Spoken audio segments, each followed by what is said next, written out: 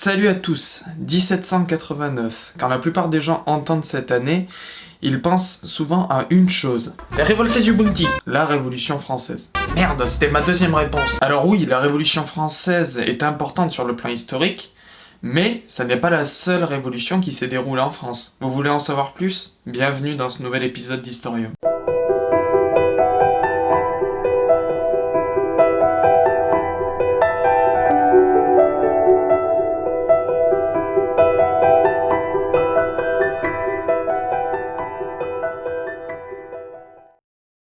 Mais procédons par étapes. Le matin du 14 juillet 1789, le peuple parisien s'empare vers les 10 heures de la vieille prison royale de la Bastille et libère le peu de prisonniers qu'elle contenait. En 1791, le peuple de France qui se représente... Mais qui c'est qui les représente, par le biais de l'Assemblée nationale, se dote d'une constitution et la fait signer par Louis XVI. Louis XVI, putain, oui, vous savez, celui qui s'est fait...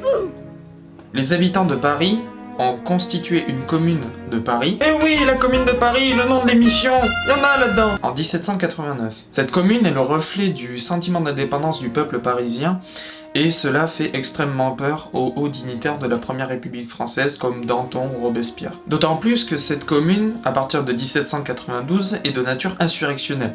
C'est-à-dire que les gens ont pris les armes pour la faire advenir et qu'elle n'a pas vraiment de légitimité légale.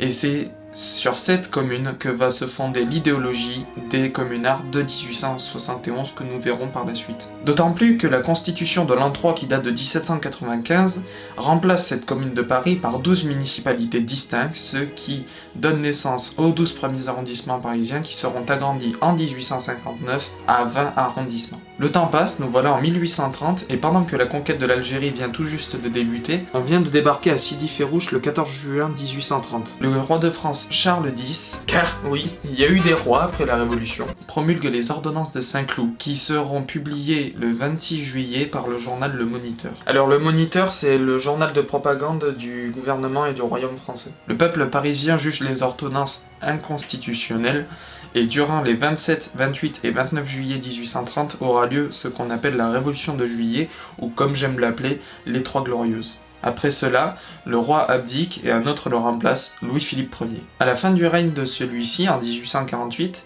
il y a la Révolution de février. Alors oui, encore une révolution qui voit advenir la Deuxième République française. Et chose cocasse, le seul président de cette république est un certain Louis-Napoléon Bonaparte. Et donc oui, le premier président français, c'est le futur très démocrate Napoléon III. Et cette république va devenir l'abolition de l'esclavage et la mise en place du suffrage universel. Alors, suffrage universel, oui, mais suffrage universel masculin de plus de 21 ans. Donc c'est pas pour tout le monde non plus. Cette mignonne petite république se voit être renversée lors du coup d'état de 2 décembre 1851 par Napoléon III, qui amorce la période du Second Empire.